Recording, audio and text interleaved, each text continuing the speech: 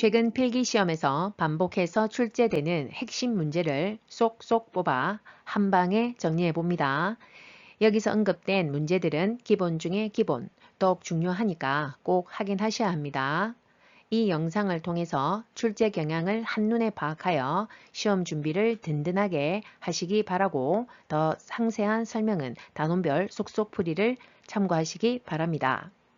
어연님들 집중하시고 따라오이소. 첫 번째 출제 단원은 제1장 요양보호 개론에서 요양보호 대상자 이해입니다. 이 단원 평균 출제 빈도는 2개입니다. 지금부터 한 방에 쏙쏙 풀이 출발! 건강한 노화를 위한 방법으로 옳은 것은 보기 1. 여가 활동을 점차 줄인다. 2. 뇌에 자극을 주는 활동을 한다. 3. 체면을 위해 애정 표현은 삼간다. 4. 프라이버시를 위해 대인관계를 자제한다. 5. 체력 증진을 위해 매시간 고강도 운동을 한다. 정답은 2번 뇌에 자극을 주는 활동을 한다. 자, 이 정답은 자극을 주는 활동을 함으로써 기억력과 인지력을 유지하기 위한 것입니다. 노화에 따른 노년기 특성으로 옳은 것은 보기 1. 유대감이 감소된다. 2. 조심성이 감소된다. 3. 우울증 경향이 감소된다. 4. 정서적 의존성이 감소된다. 5. 친근한 사물에 대한 애착이 감소된다. 정답은 1번 유대감이 감소된다. 자, 지금 이 문제는 노년기 특성을 물어보는 것입니다. 자, 교재에 노년기 특성이 3가지로 분류되어 있고, 자, 신체적, 심리적, 사회적인 거죠. 자, 그래서 이 내용은 답이 유대감이 감소된다는 사회적 특성에 해당이 됩니다. 그래서 퇴직으로 인해서 사회적 관계가 줄어들고 고독감과 우울감이 증가한다. 보시면 되고요. 자, 근데 실제로 노년기 특성 중에서 심리적 특성에 대한 내용이 가장 많이 출제된다고 보시면 됩니다. 그래서 어쨌든 다른 문제보다는 더 중요한 내용이고 빈도가 높습니다. 현대사회의 가족관계 변화와 노인 부양에 관한 설명으로 옳은 것은 보기 1. 확대가족이 증가한다. 2. 노인 1인 가구 수가 감소한다. 3. 기혼 자녀와의 동거가 늘어난다. 4. 공적 노인 부양의 비중이 낮아진다. 5. 자녀의 독립으로 빈둥지 증후군이 경험한다. 정답은 5번 자녀의 독립으로 빈둥지 증후군을 경험한다. 자, 이 빈둥지 증후군은 자녀의 독립으로 인한 슬픔, 그 다음에 외롭고 그리고 상실감을 느끼는 것을 의미합니다. 두 번째 출제 단원은 제1장 요양보호 개론에서 요양보호 관련 제도 및 서비스입니다. 이 단원에서 출제되는 빈도는 5개에서 7개입니다. 교재 내용상 어려운 파트이므로 반복 정리하셔야 합니다. 지금부터 한 방에 쏙쏙풀이 출발! 국민의 질병 및 건강 증진에 대하여 보험급여를 제공함으로써 국민 복원 향상과 사회보장 증진에 기여하는 제도는 보기 1. 국민연금보험제도 2. 긴급복지지원제도 3. 국민건강보험제도 4. 산업재해보상보험제도 5. 국민기초생활보장제도 정답은 네, 3번 국민건강보험제도입니다.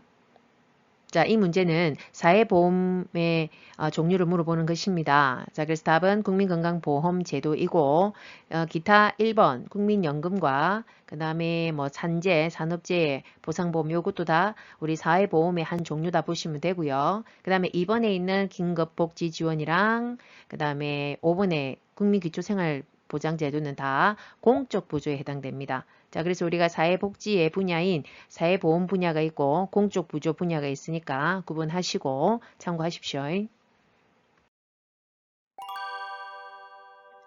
다음에서 설명하는 노인복지시설 유형은 신체적, 정신적 장애로 어려움을 갖고 가정에서 생활하는 노인에게 각종 편의를 제공하여 지역사회 안에서 안정된 노후를 영위하도록 함.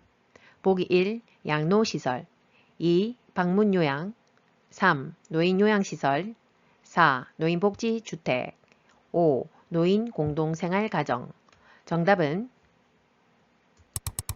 2번 방문요양. 자, 이 문제는 노인복지시설의 유형을 물어보는 것입니다. 중요하죠? 자, 그래서 복지시설 유형이 다양한데 이 방문요양은 특히나 재가 노인복지시설에 해당이 됩니다. 그 다음에 1번에 양로시설이라고 하는 것은 자, 말 그대로 주거하는 것이죠. 주거복지시설에 해당이 되고 자, 주거에 해당되는 것은 밑에 노인복지주택이랑 노인공동생활가정도 다 해당이 됩니다. 주거에, 주거복지에. 그 다음에 3번에 요양시설이 나오죠. 이 요양이라고 들어가면 우리는 의료복지시설이라고 보시면 됩니다. 자, 이렇게 정리하십시오.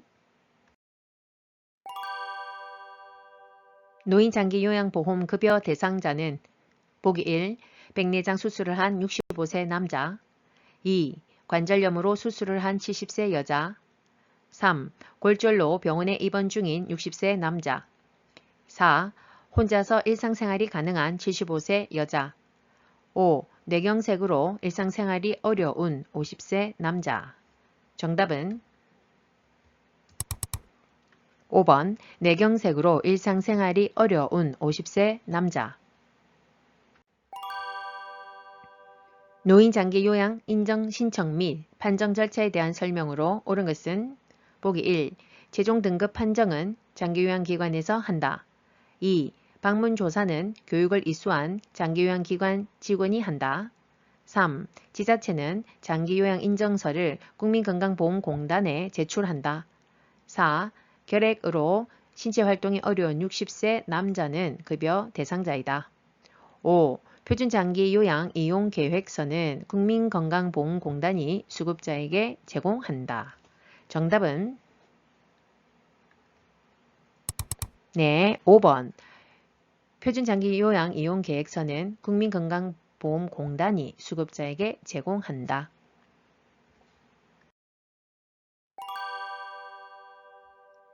장기요양급여 중 시설급여에 해당하는 것은 보기 1. 단기보호 2. 복지용구 3. 가족요양비 4. 주야간 보호 5. 노인요양 공동생활 가정 정답은 5번 노인요양 공동생활 가정. 자, 이 문제는 장기요양급여의 유형을 물어보는 것입니다. 크게 3개죠. 시설급여, 재가급여, 특별현금급여가 있습니다. 그래서 이 문제는 시설급여를 물어본 거고 자, 1번의 단기보호는 재가급여에 해당됩니다. 자, 단기보호랑 복지용구 그 다음에 밑에 주야간 보호는 재가급여에 해당이 되고요. 그 다음에 3번의 가족요양비는 특별현금급여에 해당이 된다. 자, 이 3가지를 구분 꼭 하셔야 됩니다. 그래서 다른 문제보다 더 중요합니다. 장기요양기관의 비용 청구 및 재원에 관한 설명으로 옳은 것은 보기 1. 국가는 보험료 예상 수입액의 20%를 부담한다. 2. 장기요양기관은 본인 부담금을 보건복지부에 청구한다. 3. 장기요양보험료와 건강보험료는 통합회계로 관리한다. 4. 장기요양기관은 의료급여 수급권자의 급여 비용을 전액 부담한다. 5. 국민건강보험공단은 급여 비용을 연 1회 장기요양기관에 지급한다. 정답은 1번. 국가는 보험료 예상 수입액의 20%를 부담한다. 장기요양기관의 비용 청구 및 지급에 관한 설명으로 옳은 것은 보기 1. 수급자가 재가급여 비용을 전액 부담한다. 2. 지방자치단체장은 장기요양보험료율을 산정한다. 3. 장기요양기관은 시설급여 비용의 50%를 부담한다. 4. 보건복지부는 비급여 항목 비용의 일부를 지원한다. 5. 국민건강보험공단은 청구된 비용을 심사한 후에 지급한다. 정답은 5번. 국민건강보험공단은 청구된 비용을 심사한 후에 지급한다가 정답입니다. 자, 지급을 하는데 당월에 지급을 하는 것을 원칙으로는 하죠. 자, 이 문제도 비용 청구 및 지급에 대한 것이 지금 반복되는데 여기서 기본 중에 기본 내용만 짚고 넘어가겠습니다. 자, 우리가 수급자들의 본인 부담금은 자, 일반 보통 우리 건강보험 자격의 대상자일 경우에는 재가는 15%, 시설은 20%의 본인 부담금이 있죠. 그 다음에 국민기초생활수급자는 전액 무료다. 이 정도는 기본이니까 알아두셔야 되고 단 비급여 항목은 전액 본인 부담, 기초생활수급자든 일반 대상자든 다 전액 본인 부담을 이다라고 보시면 됩니다. 다음 내용에 해당하는 노인장기요양보험 표준 서비스 유형은 첫째, 병원 외래 진료에 동행한다. 둘째, 대상자를 대신하여 공과금을 납부한다. 보기 1. 정서 지원 서비스 2. 개인활동 지원 서비스 3. 일상생활 지원 서비스 4. 신체활동 지원 서비스 5.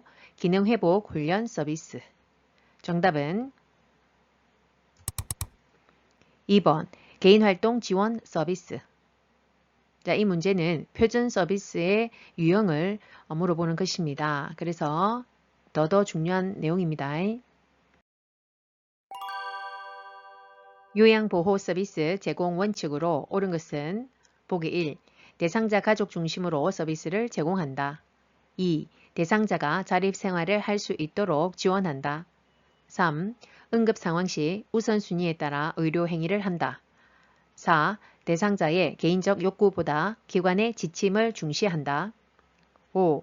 대상자의 상태가 달라지면 요양보호사가 서비스를 조정한다. 정답은 2번. 대상자가 자립할 생활을 할 수 있도록 지원한다. 자, 이 문제는 서비스 제공 원칙에 대한 내용이고 자, 자립할 수 있도록 지원을 하는 것은 결국 개인 능력을 최대한 활용해서 잔존 능력을 유지시키고 향상시키라는 내용입니다. 요양보호 서비스에 대한 지식과 기술로 대상자의 불편함을 경감하는 요양보호사의 역할은 보기 1. 옹호자 2. 촉진자 3. 숙련된 수발자 4. 정보 전달자 5. 동기 유발자 정답은 3번 숙련된 수발자.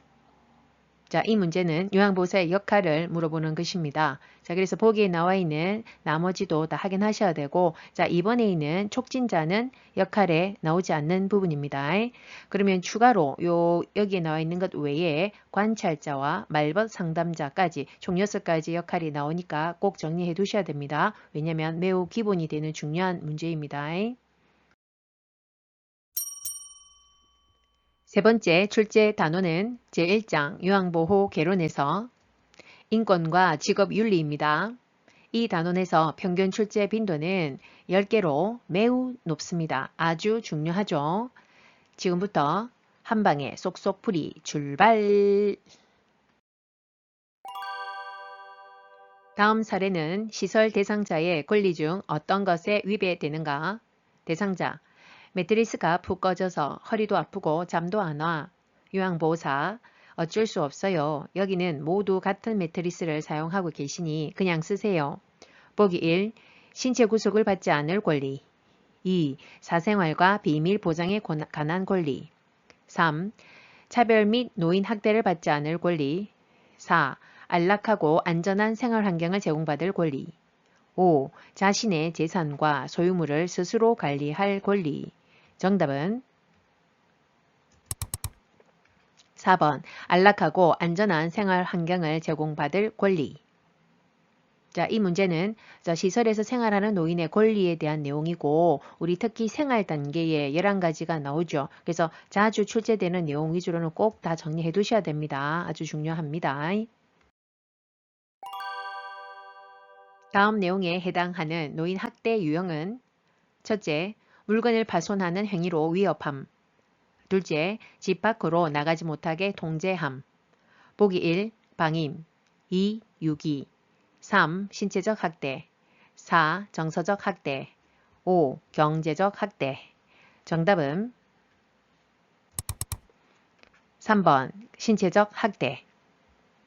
자, 이렇게 지금 노인 학대 유형에 관련한 문제는 더더 중요한 내용입니다. 다음 중에서 시각적 성희롱에 해당하는 것은 보기 1. 신체 일부를 밀착한다. 2. 성경음 유무를 묻는다. 3. 음란한 농담을 자주 한다. 4. 특정 신체 부위를 노출한다. 5. 통화할 때 성적인 내용을 말한다. 정답은 4번 특정 신체 부위를 노출한다. 자, 이 문제는 성희롱 중에서도 시각적 성희롱에 해당되는 문제입니다. 자, 1번에 신체 일부를 밀착하는 것은 우리가 직접적인 육체적 성희롱에 해당이 됩니다. 그리고 밑에 2번, 3번, 5번 같은 경우에는 말로 하는 것이니까 언어적 성희롱에 해당이 됩니다. 자, 구분을 하시면 되죠. 대상자로부터 성희롱을 당했을 때 요양보호사의 대처 방법은 보기 1. 대상자를 다른 기관에 의뢰한다. 2. 대상자에게 감정적으로 대응한다. 3. 관리 책임자에게 피해 사실을 알린다. 4. 대상자가 받을 불이익에 대해 설명한다. 5. 대상자의 행동에 대해 가족에게 항의한다. 정답은 3번 관리 책임자에게 피해 사실을 알린다. 자, 이 피해 사실을 알리고 나면 기관 차원에서의 적절한 조치가 이루어져야 되겠죠. 그래서 기관 차원에서 가족에게 충분한 내용을 설명하고 이렇게 조치를 해달라고 요구할 수가 있겠습니다. 요양보호사가 지켜야 할 직업윤리로 옳은 것은 보기 1. 대상자의 자기결정권을 존중한다. 2. 대상자의 경제적 지위에 따라 대우한다. 3. 대상자에게 업무의 어려움을 하소연한다. 4. 가족의 요구를 위주로 서비스를 제공한다. 5. 친근한 대상자에게 먼저 서비스를 제공한다. 정답은 1번 대상자의 자기결정권을 존중한다. 자, 이 문제는 요양보호사의 직업윤리에 대한 내용이 지금 쭉 진행이 될 겁니다. 그래서 직업윤리 요 문제는 더 중요한 문제들이기 때문에 또 다수 나옵니다. 그래서 정리해 두셔야 됩니다. 요양보호사가 지켜야 할 직업윤리로 옳은 것은 보기 1. 친절을 베풀며 자신의 종교를 권유한다. 2. 서비스 제공 시 시설장의 의사결정을 우선한다. 3. 보수교육을 통해 전문적 지식과 기술을 습득한다. 4. 타 직종과의 협력보다 업무의 신속성을 중시한다. 5. 대상자가 부상을 당했을 때 요양보호사가 임의로 대응한다. 정답은 3번 보수교육을 통해 전문적 지식과 기술을 습득한다. 요양보호사가 직업윤리를 지켜 행동한 경우는 보기 1. 자신의 건강관리를 철저히 한다. 2. 업무 내용을 주관적으로 기록한다. 3. 의료인이 없을 때는 역할을 대신한다. 4. 대상자의 동의 없이 개인정보를 수집한다. 5. 대상자를 대신하여 서비스 계약을 체결한다. 정답은 1번 자신의 건강관리를 철저히 한다. 자, 자신의 건강관리뿐만 아니라 우리가 업무에 방해가 되지 않도록 철저하게 복장과 외모 관리도 다 해야 됩니다. 요양보호사의 직업윤리 원칙에 맞는 행동은 보기 1. 대상자의 사생활은 제한한다. 2. 대상자의 요구는 모두 수용한다. 3. 대상자의 자기결정권을 존중한다. 4. 서비스 제공에 대한 선물은 감사히 받는다. 5. 업무 수행을 빌미로 보수 교육을 받지 않는다. 정답은 3번 대상자의 자기결정권을 존중한다. 요양보호사가 지켜야 할 직업윤리 원칙은 보기 1. 대상자보다 가족의 요구를 우선시한다. 2. 업무 중간에 급한 개인적 용무를 해결한다. 3. 새로운 지식과 기술을 지속적으로 합습한다. 4. 서비스 방법을 잘 모를 때에는 계획을 수정한다. 5. 친밀도를 높이기 위해 줄임말을 자주 쓴다. 정답은 3번 새로운 지식과 기술을 지속적으로 학습한다. 요양보호사가 지켜야 할 직업윤리 원칙은 보기 1. 시설의 물품을 자신의 집으로 가져간다. 2. 동료에게 자신의 근무를 대신해 달라고 한다. 3. 업무 중 알게 된 동료의 학대 행위를 신고한다. 4. 대상자에게 자신의 힘든 상황에 대해 이야기한다. 5. 서비스 제공 내용은 월말에 모아서 종합적으로 기록한다. 정답은 3번 업무 중 알게 된 동료의 학대 행위를 신고한다. 제가 대상자와 신뢰감을 형성하기 위한 방법은 보기 1. 반말로 친근하게 대상자를 대한다. 2. 시선을 맞추며 대상자와 대화를 한다. 3. 대상자 부재 중에도 서비스를 시작한다. 4. 과도한 신체 접촉으로 친밀감을 표현한다. 5. 계획된 시간보다 연장해서 서비스를 제공한다. 정답은 2번 시선을 맞추며 대상자와 대화를 한다. 요통을 예방하면서 물건을 들어 올리는 방법으로 옳은 것은 보기 1. 물건을 몸에서 멀리 둔다. 2. 두 발을 모아 지지면을 좁힌다. 3. 몸의 무게중심을 높인다. 4. 무릎을 굽혀 자세를 낮춘다. 5. 방향을 바꿀 때는 허리를 돌린다. 정답은 4번 무릎을 굽혀 자세를 낮춘다. 자, 이 문제는 근골격계 질환 예방에서 요통을 예방하기 위해서 하는 방법을 물어보는 것입니다. 자, 무릎을 굽힌데 허리는 편다가 맞죠? 그죠? 중요하죠? 자, 그래서 이 문제도 단골로 나오는 기본적인 문제라 보시면 됩니다.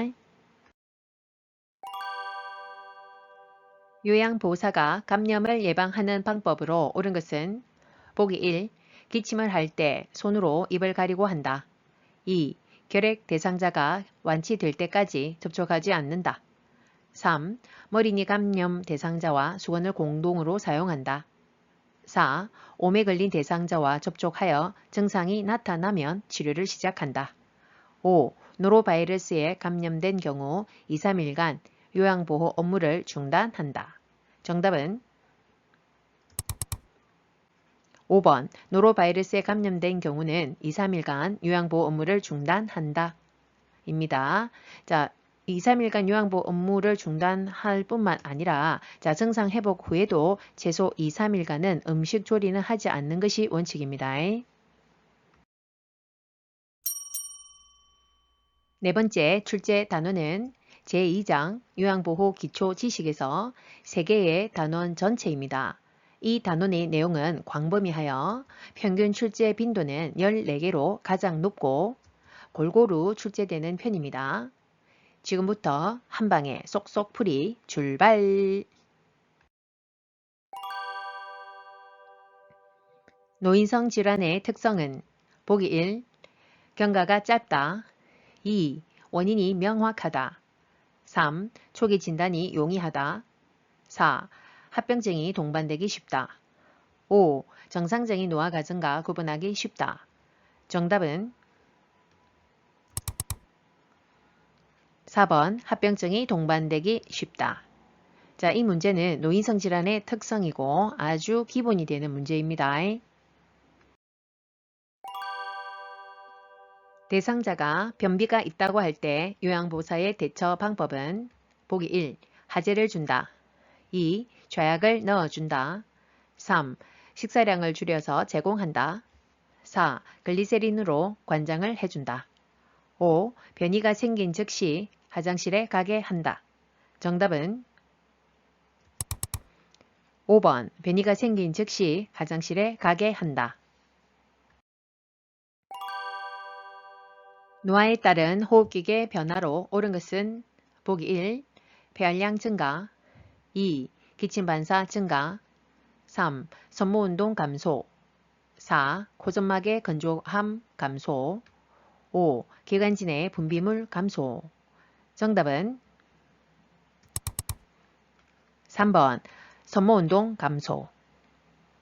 자, 이 문제는 호흡기계에서 노화에 따른 호흡기계의 변화를 물어보는 것입니다. 자, 각 시스템별 호흡기계, 소화기계, 근골격계 등등 각 시스템별의 그 변화에 대한 부분은 가장 기본적인 문제들이기 때문에 다 정리해 두십시오. 만성기관지염 대상자를 돕는 방법으로 옳은 것은 보기 1. 심호흡을 제한한다. 2. 음식을 뜨겁게 하여 제공한다.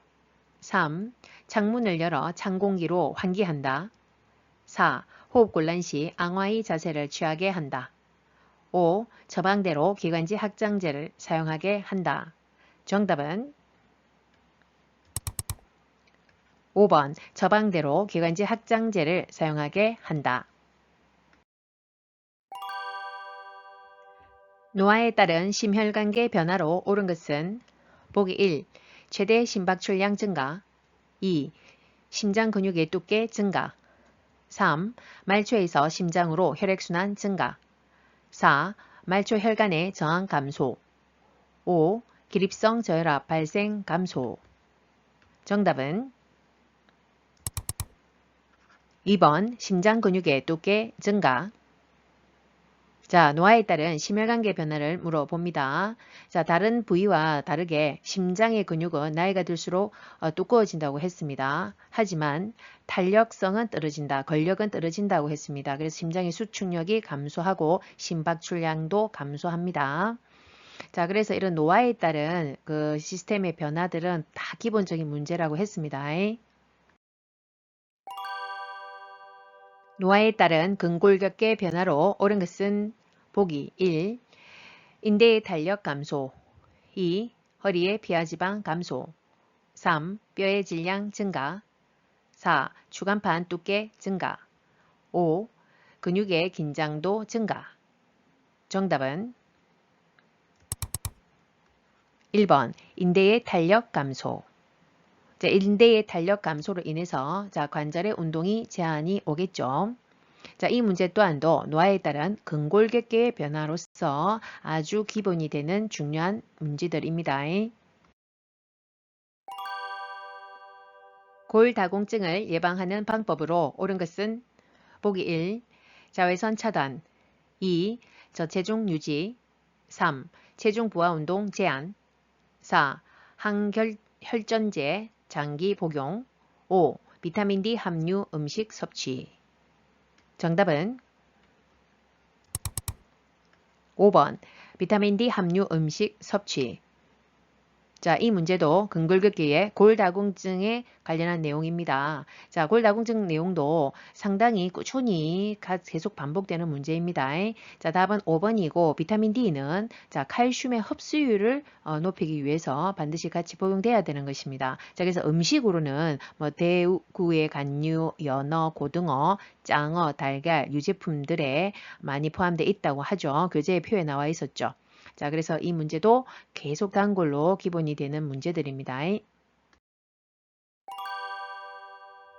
퇴행성 관절염 대상자를 돕는 방법으로 옳은 것은 보기 1. 저잔여 시기를 제공한다. 2. 항생제를 복용하게 한다. 3. 평평한 흙길에서 걷기 운동을 하게 한다. 4. 관절염 부위에 지속적으로 부목을 대어준다. 5. 뼈 생성을 촉진하기 위해 소량의 음주를 하게 한다. 정답은 3번 평평한 흙길에서 걷기 운동을 하게 한다. 자, 이렇게 하는 이유는요. 우리가 체중 부하를 시키지 않는 운동을 해야 되죠.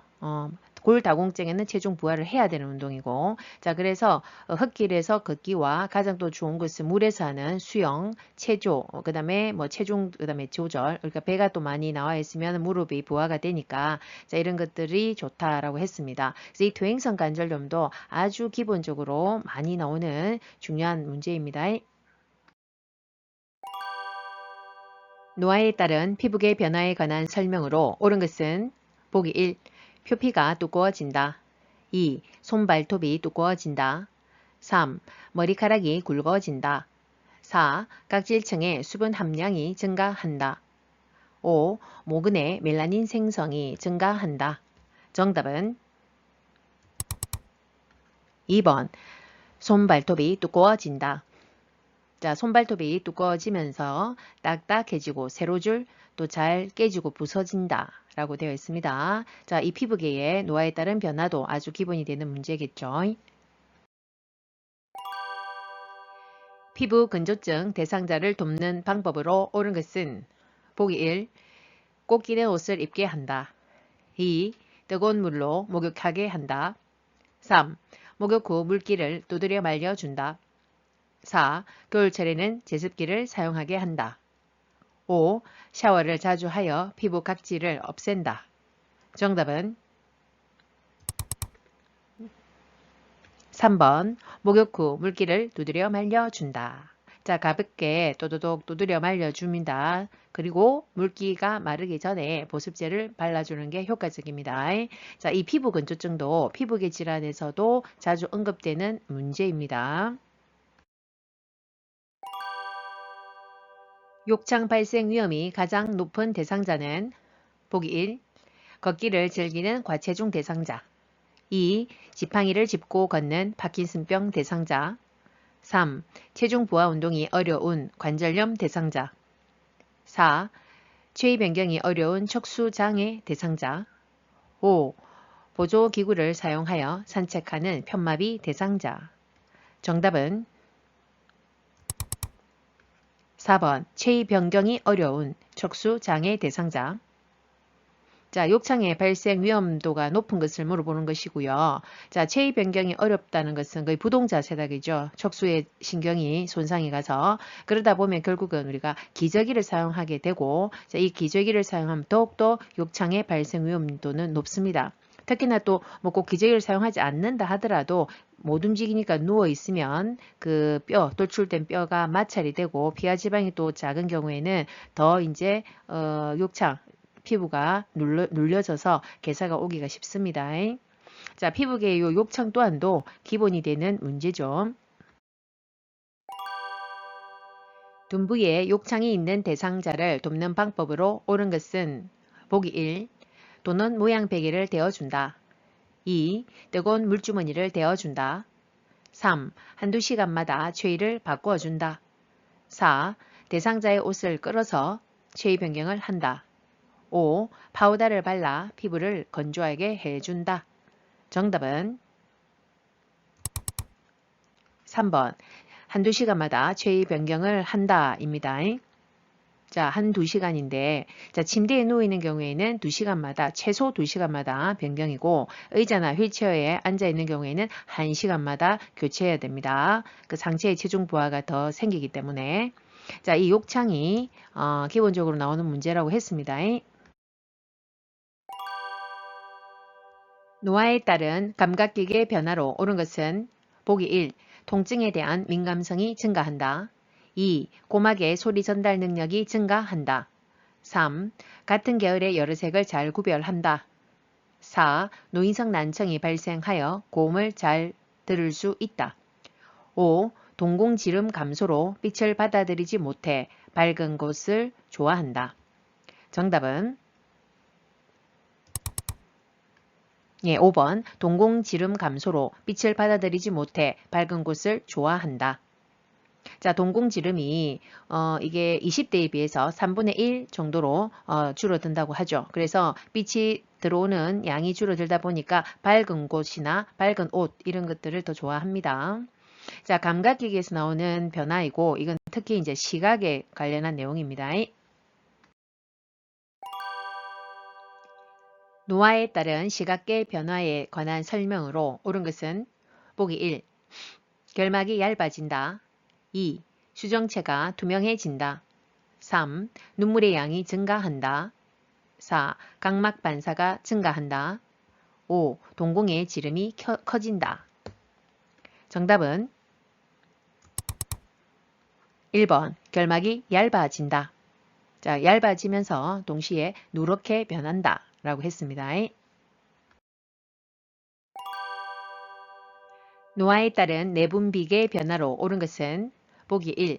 기초대사량 증가. 2. 갑상샘 호르몬 증가. 3. 뇌 하수체 크기 증가. 4. 인슐린 민감성 감소. 5. 공복 시 혈당 수치 감소. 정답은 4번 인슐린 민감성 감소. 자, 민감성 감소뿐만 아니라 포도당의 대사 능력 또한 감소되면서 고혈당이 발생한다라고 했습니다. 그러면서 공복 시 혈당도 당연히 증가되겠죠. 자, 최근에 그 내분비계 관련한 요 문제들이 자주 언급이 됩니다. 당뇨병 대상자를 돕는 방법으로 옳은 것은 보기 1. 맨발로 운동화를 신게 한다. 2. 발톱은 일자로 자르게 한다. 3. 뜨거운 물로 발을 자주 씻게 한다. 4. 운동량이 많은 날은 인슐린 투여량을 늘리게 한다. 5. 공복에 운동할 때는 혈당 강화제를 갖고 다니게 한다. 정답은 2번 발톱은 일자로 자르게 한다. 자, 이 문제는 내분비계에서도 아주 중요한 질환, 당뇨병이 언급이 되죠. 당뇨병 환자의 합병증 중에 아주 또 중요한 것이 당뇨발이죠. 발이 괴사하는 거 썩기 아주 쉽습니다. 그래서 당뇨의 발 관리 이게 너무 중요합니다. 그래서 이것도 기본적인 문제입니다. 당뇨병 대상자의 운동 방법에 관한 설명으로 옳은 것은 보기 1. 고강도에서 저강도로 운동한다. 2. 밥을 먹고 30분에서 1시간 뒤에 운동을 시작한다.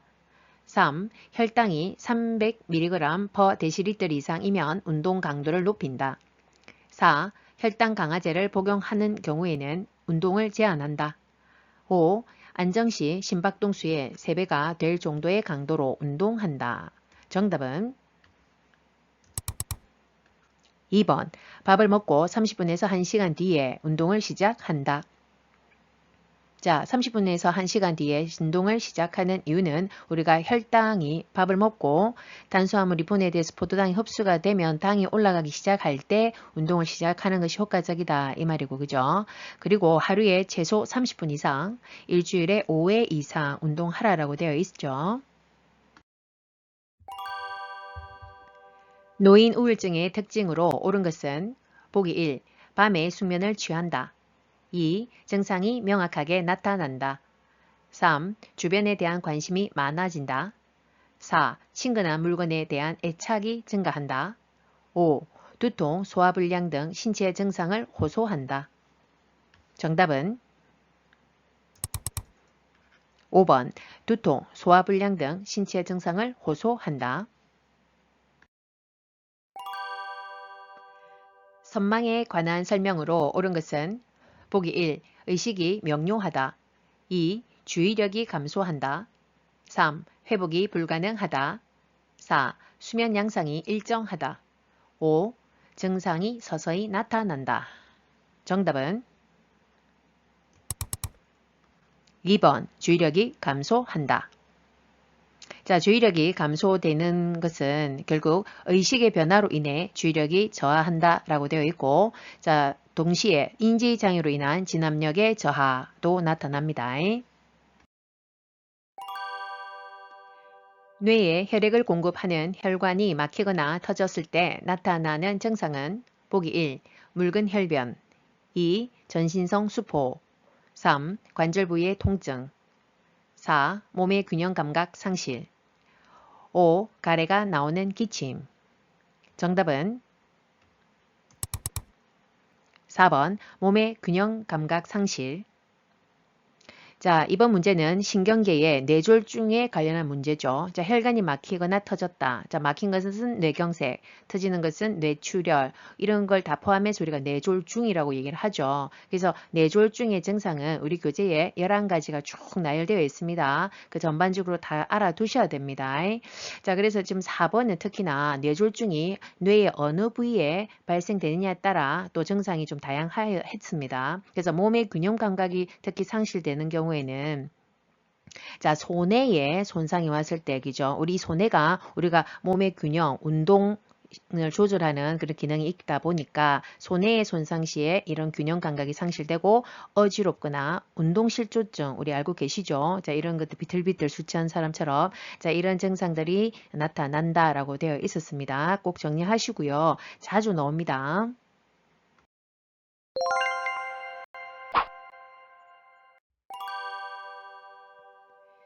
노인에게 영양 문제가 발생하는 요인으로 옳은 것은 보기 1. 칼슘 흡수력 증가 2. 소화액 분비 증가 3. 삼키는 능력 증가 4. 구강 건조증 감소 5. 갈증에 대한 반응 저하. 정답은 5번 갈증에 대한 반응 저하. 자, 갈증에 대한 반응 저하로 인해서 자, 전체 수분량이 줄어들고 그럼으로써 탈수 증상이 빨리 올 수 있습니다. 자, 이 문제는 우리 요양보 기초지식 중에서도 세 번째로 나오는 건강증진 및 질병예방 요 단원에서 처음으로 영양과 관련한 문제가 언급이 되고 있고요. 그 영양 문제 및 영양관리 요 내용이 아주 많이 반복되는 중요한 문제이니까 정리를 해 두십시오. 노인의 건강 증진을 위한 영양관리 방법으로 옳은 것은 보기 1. 육류는 숯불에 굽는다. 2. 음식에 간은 뜨거울 때 맞춘다. 3. 칼슘제는 비타민 K와 복용하여 흡수를 돕는다. 4. 식초, 후추, 파마늘과 같은 향신료를 사용한다. 5. 단백질 보충을 위해 일주일에 한 번 콩이나 유제품을 섭취한다. 정답은 4번 식초, 후추, 파, 마늘과 같은 향신료를 사용한다. 자, 이 문제는 영양관리에서 우리가 짧게 먹으면 안 되니까 간장, 고추장, 된장 같은 양념은 줄이고 이러한 향신료를 씀으로써 싱겁게 조리하는 법을 위한 것입니다. 대상자의 영양관리 방법으로 옳은 것은 보기 1. 고염 시기로 심장병을 예방한다. 2. 저자녀 시기로 변비를 예방한다. 3. 채소 섭취로 산화작용을 돕는다. 4. 비타민 D 섭취로 칼슘 흡수를 돕는다. 5. 동물성 지방 섭취로 혈관 탄력성을 높인다. 정답은 4번 비타민 D 섭취로 칼슘 흡수를 돕는다. 자, 칼슘 흡수를 돕기 위해서는 비타민 D를 섭취하는 것이 맞죠? 그렇다면 직접적으로 칼슘의 보충도 있어야 됩니다. 자, 그것은 우리가 유제품, 우유를 드신다라고 되어 있죠. 식사를 도울 때 수분을 충분히 섭취하도록 권장해야 하는 질환은 보기 1. 방광염 2. 폐부종 3. 간경화증 4.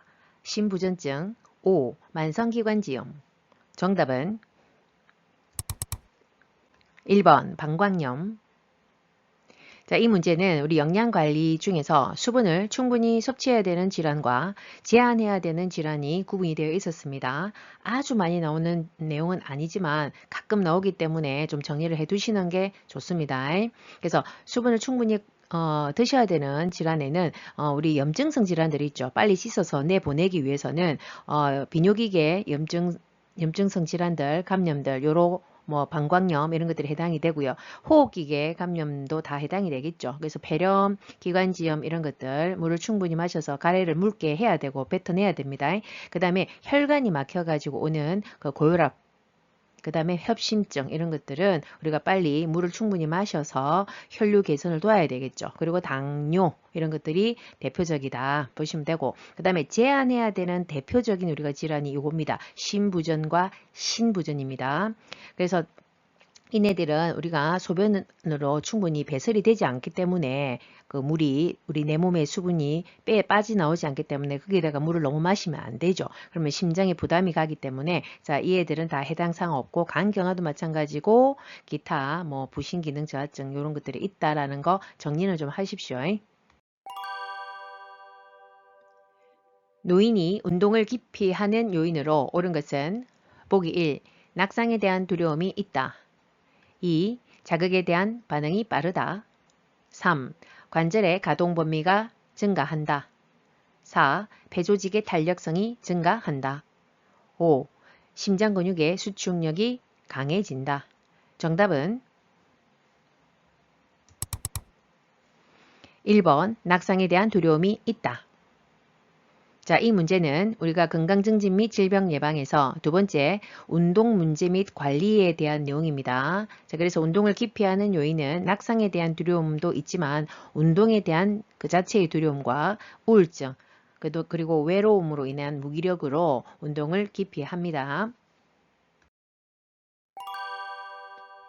노인에게 안전한 운동 방법은 보기 1. 준비 운동은 3분 이내로 한다. 2. 방향을 빠르게 바꾸는 운동을 한다. 3. 저강도에서 고강도 순으로 운동한다. 4. 운동 시간을 서서히 줄인다. 5. 마무리 운동은 생략한다. 정답은 3번 저강도에서 고강도 순으로 운동한다. 자, 저강도에서 고강도 순으로 운동을 하는 게 맞죠. 그래서 상태를 보면서 점차 강도를 늘린다 입니다.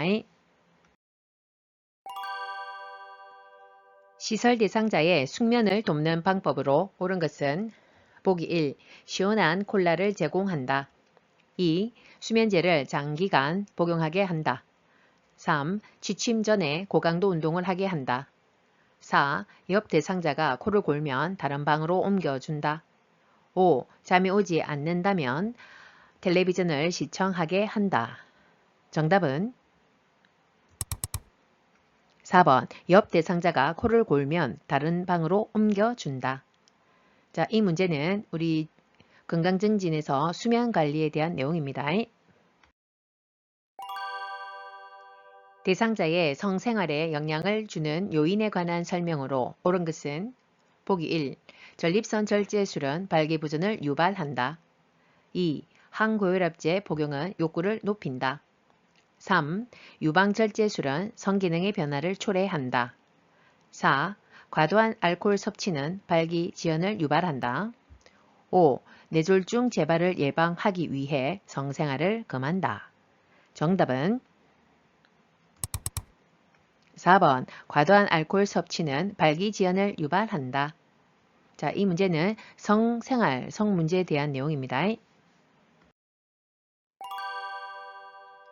고혈압 대상자의 약물 복용 방법으로 옳은 것은 보기 1. 혈압이 올라가면 복용량을 늘린다. 2. 체중이 감소하면 복용량을 줄인다. 3. 두통이 있으면 약을 추가로 복용한다. 4. 약 복용을 잊은 경우 다음에 2배로 복용한다. 5. 새로운 약을 처방받으면 이전 약은 먹지 않는다. 정답은 5번 새로운 약을 처방받으면 이전 약은 먹지 않는다. 약물 복용 방법으로 옳은 것은 보기 1. 쓴 약은 우유와 함께 복용한다. 2. 약이 없으면 증상이 비슷한 다른 사람의 약을 복용한다. 3. 약 복용 시간을 놓친 경우 용량을 2배로 늘려 복용한다. 4. 처방이 바뀌면 이전 약을 모두 복용한 후 바뀐 약을 복용한다. 5. 삼키기 힘든 약이 분리할 수 없는 약이라면 처방을 변경해 달라고 한다. 정답은 5번 삼키기 힘든 약이 분할할 수 없는 약이라면 처방을 변경해 달라고 한다. 자, 이 문제는 우리가 건강증진 중에서도 약물 사용 방법에서 나오는 내용인데요. 자, 계속 반복해서 나오는 문제들이니까 정리하십시오. 철분제 복용을 돕는 방법으로 옳은 것은 보기 1. 녹차에 타서 복용하게 한다. 2. 오렌지 주스와 함께 복용하게 한다. 3. 어지러움증이 있을 때마다 복용하게 한다. 4. 코팅된 약을 삼키기 힘들 때는 쪼개서 복용하게 한다. 5. 복용을 잊은 경우 2회 용량을 한꺼번에 복용하게 한다. 정답은 2번 오렌지 주스와 함께 복용하게 한다. 이 오렌지 주스는 비타민C를 의미하죠. 우리가 철분제는 비타민C와 함께 복용했을 때 흡수율을 증가시킨다고 했습니다. 금연으로 기대할 수 있는 결과는 보기 1. 후각과 미각이 무뎌진다. 2. 혈압이 정상보다 높아진다. 3. 심장 발작 위험이 증가한다. 4. 폐암으로 사망할 확률이 증가한다. 5. 혈중 일산화탄소량이 정상으로 회복된다. 정답은 5번 혈중 일산화탄소량이 정상으로 회복된다. 자, 금연과 관련한 문제인데 이 내용은 8시간 후, 금연한 지 8시간 후에 해보게 되는 거죠.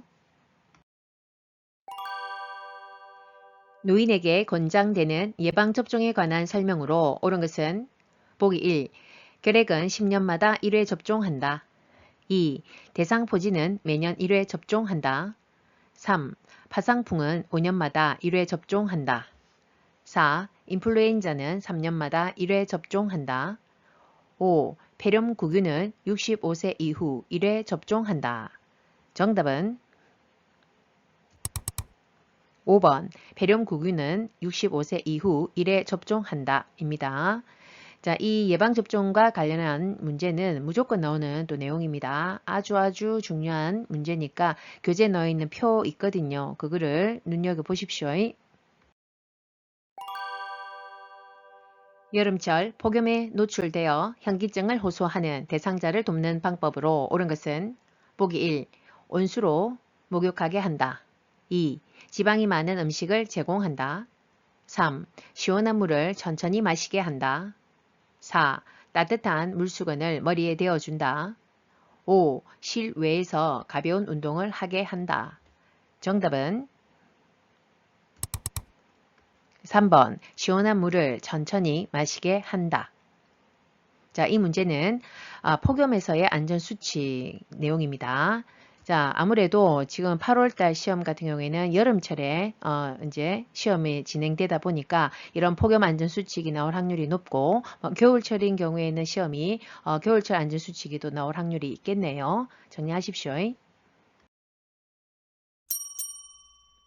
5번째 출제 단원은 제3장 유황보호 강론에서 유황보호 기록 및 업무 보고입니다. 이 단원에서 평균 출제 빈도는 2개입니다. 지금부터 한 방에 쏙쏙풀이 출발! 요양보호 기록에 관한 설명으로 옳은 것은 보기 1. 한꺼번에 모아 기록한다. 2. 공식화된 용어를 사용하여 기록한다. 3. 기록지는 열람하기 쉬운 곳에 비치한다. 4. 요양보호사가 느낀 점을 중심으로 기록한다. 5. 서비스 내용을 우회적으로 표현하여 기록한다. 정답은 2번 공식화된 용어를 사용하여 기록한다. 자, 이 문제는 요양보호 기록의 원칙에 대한 내용입니다. 자, 그래서 이 단원에서는 기본적으로 중요한 문제입니다. 요양보호 기록의 목적으로 옳은 것은 보기 1.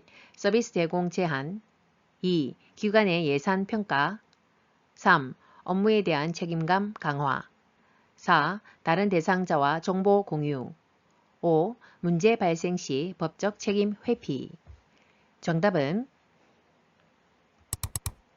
3번 업무에 대한 책임감 강화 요양보호 업무 보고가 중요한 이유는 보기 1. 서비스 비용 결정 2. 시설장의 직무 평가 3. 대상자의 신체 기능 상태 측정 4. 가족에게 서비스 제공 계획 설명 5. 타 전문직과의 원활한 업무 협력. 정답은 5번 타 전문직과의 원활한 업무 협력. 요양보호사의 업무 보고 방법으로 옳은 것은 보기 1. 요양보호사의 가치관에 따라 보고한다. 2. 서비스 과정과 결과를 정확히 보고한다. 3. 보고 내용이 복잡할 때 구두로 보고한다. 4. 상황이 급할 때 원인부터 순차적으로 보고한다. 5. 예기치 않은 사고 발생 시 서면으로 먼저 보고한다. 정답은 2번 서비스 과정과 결과를 정확히 보고한다. 자, 이 내용은 업무 보고에서의 방법과 형식을 물어보는 것입니다. 그래서 조금 더 기본적으로 중요한 문제들이기 때문에 정리해 두십시오. 장기요양기관에서 실시하는 사례회의의 목적은 보기 1. 요양보호사의 직무평가 2. 장기요양기관의 신규 사업 홍보 3. 장기요양기관의 성과 지표 개발 4. 서비스 계획의 타당성 검토와 조정 5. 요양보호사의 복리후생에 대한 의견 수렴. 정답은 4번 서비스 계획의 타당성 검토와 조정. 마지막 출제 단원은 제3장 요양보호 강론에서 임종 요양보호입니다. 이 단원에서 평균 출제 빈도는 2개입니다. 자, 지금부터 한 방에 쏙쏙 풀이 출발! 임종이 임박한 대상자에게 나타날 수 있는 증상은 보기 1. 혈압이 올라간다. 2. 피부가 붉어진다. 3. 맥박수가 감소한다. 4. 소변량이 증가한다. 5. 동공의 크기가 작아진다. 정답은 3번 맥박수가 감소한다. 임종이 임박한 시설 대상자의 편안한 임종을 돕는 방법으로 옳은 것은 보기 1. 삽입되어 있는 튜브를 제거한다. 2. 침상머리를 낮춰 반드시 눕힌다. 3. 대상자를 조용히 혼자 있게 한다. 4. 가족에게 연락하여 병원 응급실로 옮긴다. 5. 대상자가 원했던 종교의 임종의식을 연결해 준다. 정답은 5번 대상자가 원했던 종교의 임종의식을 연결해 준다. 임종이 임박한 대상자를 돕는 방법은 보기 1. 안위를 위해 기저귀를 제거해 준다. 2. 체온 유지를 위해 전기담요를 사용한다. 3. 음식이나 수분 섭취를 강요하지 않는다. 4. 대상자가 반응하지 않으면 말하지 않는다. 5. 숨쉬는 것을 돕기 위해 상체를 낮춰준다. 정답은 3번 음식이나 수분 섭취를 강요하지 않는다. 자, 이 문제도 임종 전에 요양보호에 대한 부분이 계속 중복되어 나오고 있습니다.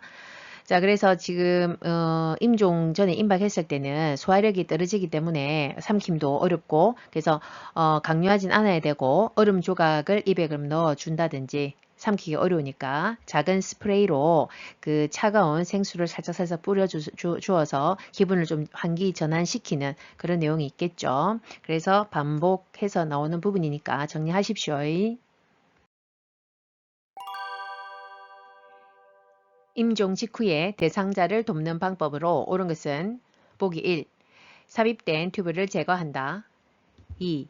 눈을 감지 않은 경우 그대로 둔다. 3. 대상자의 얼굴을 시트로 덮어준다. 4. 대상자가 있는 방의 조명을 꺼둔다. 5. 베개로 머리와 어깨를 받쳐 올려준다. 정답은 5번 베개로 머리와 어깨를 받쳐 올려준다. 자, 이 문제는 임종 직후의 요양보호에 대한 내용입니다. 자, 그래서 답은 5번인데, 자, 올려주는 이유는 우리가 얼굴색의 변화를 방지하고요. 자, 그러니까 얼굴로 피가 이제 쏠려서 정체되어 있으면 체온이 식으면서 얼굴이 시퍼르죽죽하게 이렇게 변해집니다. 그래서 그런 변화를 색이 방지되는 것과 또 아무래도 입이 벌어지거든요. 자, 그런 것들을 이제 방지하기 위한 것이다 보면 됩니다. 임종 적응 단계 중 분노 단계에서 일반적으로 나타나는 특징은 보기 1. 자신의 근심과 슬픔을 표현한다. 2. 상황을 체념하고 마지막을 준비한다. 3. 삶이 조금이라도 연장되기를 바란다. 4. 건강을 다시 회복할 수 있다고 믿는다. 5. 주변 사람들에게 불평을 하면서 관심을 끈다. 정답은 5번 주변 사람들에게 불평을 하면서 관심을 끈다 입니다. 자, 임종 적응 단계가 아주 중요하고 매번 나오는 겁니다. 자, 이 적응 단계는 첫 번째는 분노는 아니죠. 자, 그래서 그럼 첫 번째 단계는 우리가 부정이죠. 부정. 자, 그래서 건강을 다시 회복할 수 있다고 믿습니다. 그러면서 부정하죠. 이 현실을. 그 다음에 이제 두 번째가 이 분노입니다. 단계가. 그 다음에 세 번째는 타협이죠. 제3의 길을 선택하려고 하고 삶이 조금이라도 연장되기를 바라는 마음이죠. 그 다음에 이제 네 번째 단계가 우울입니다. 자, 자신의 근심과 슬픔을 표현하거나 아니면 표현하지 않고 울기만 하고 무기력하고 그러죠. 그 다음에 마지막 단계가 수용이죠. 그죠? 상황을 체념하고 마지막을 준비한다. 자, 이렇게 5단계에 대한 것 순서를 아시고 그 내용도 꼭 기억하셔야 됩니다. 아주 중요합니다. 어린이들 모두가 시험 합격하기를 우주의 에너지를 모아 기도합니다. 합격해서 다시 만날 그날까지 우리 모두 두나미스.